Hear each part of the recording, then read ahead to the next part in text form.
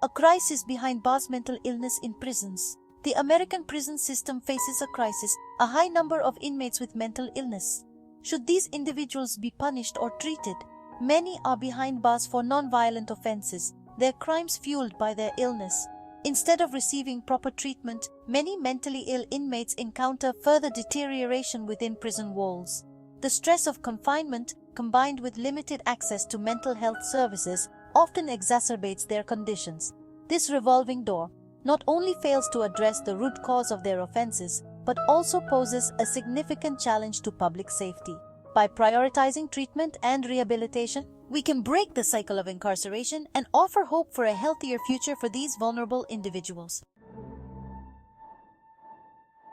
The overrepresentation of mental illness in prisons. Statistics paint a stark picture of the overrepresentation of mental illness within the American prison system. Studies reveal that a significant percentage of inmates, far exceeding the general population, suffer from various mental health conditions.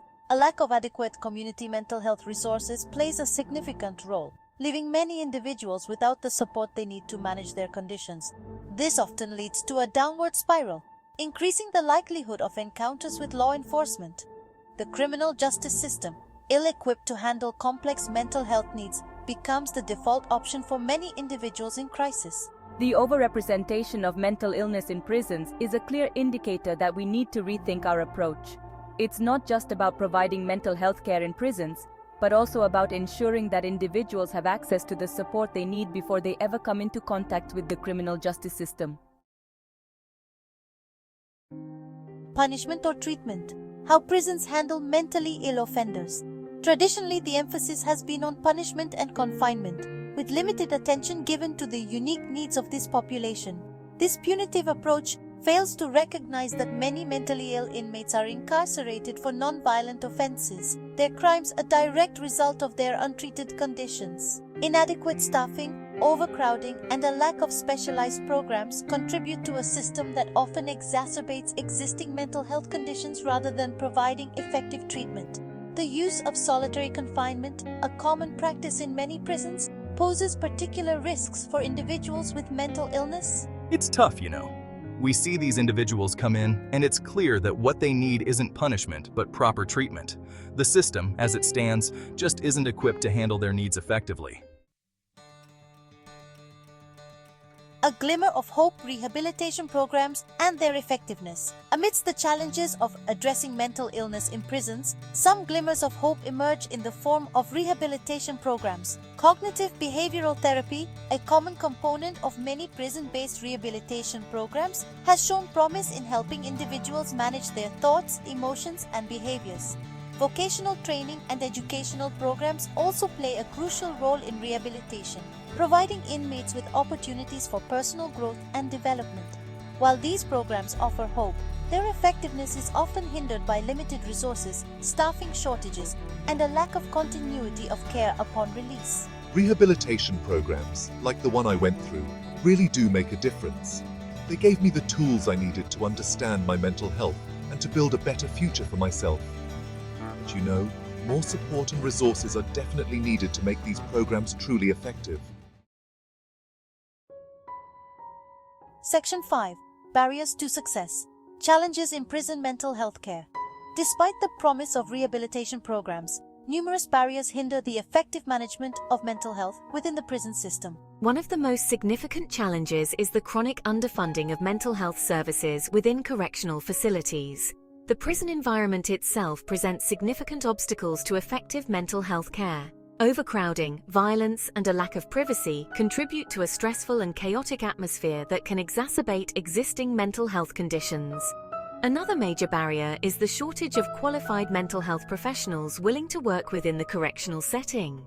Addressing these barriers requires a multifaceted approach that includes increased funding for prison mental health services, improvements to the physical environment of correctional facilities, and efforts to recruit and retain qualified mental health professionals.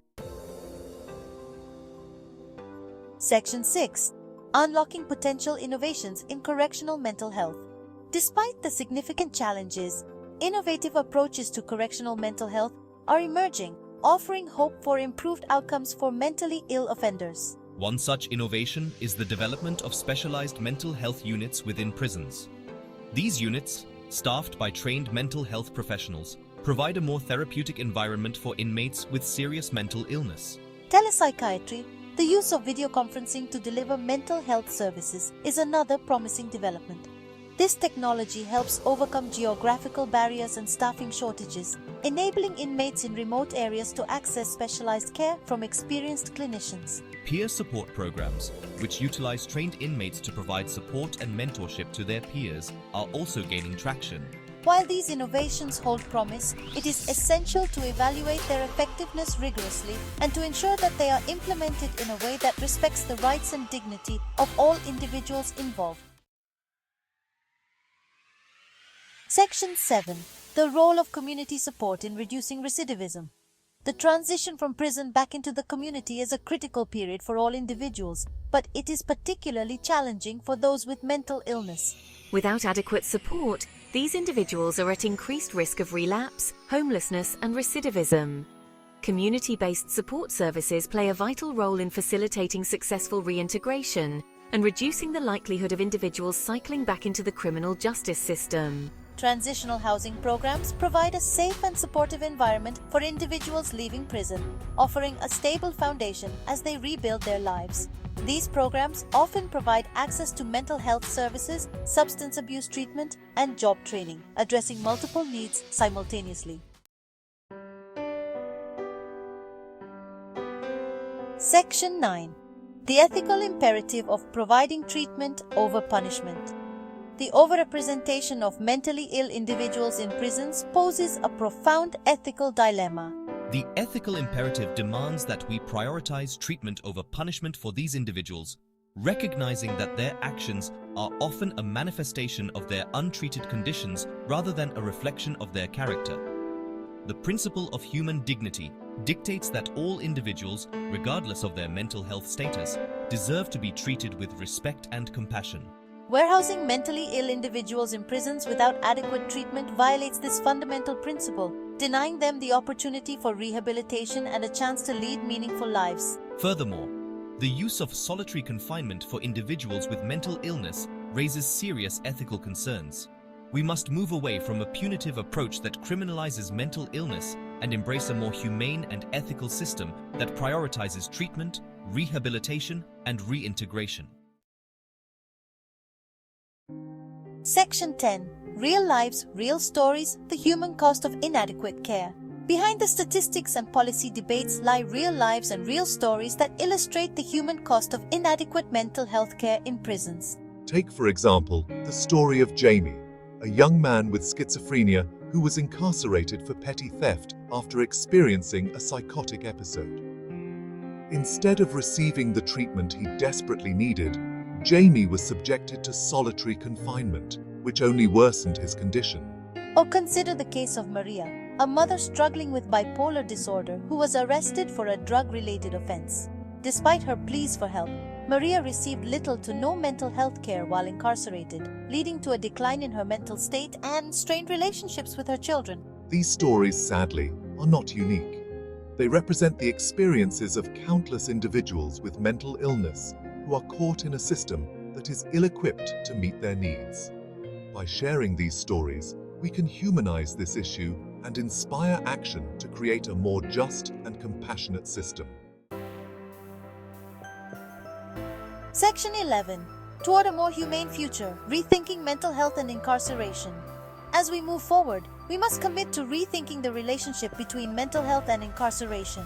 Prevention and early intervention are crucial.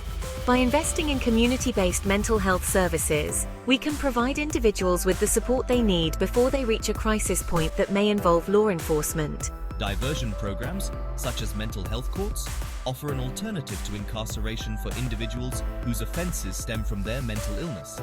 These programs emphasize treatment, rehabilitation, and reintegration, recognizing that addressing underlying needs is essential to breaking the cycle of incarceration.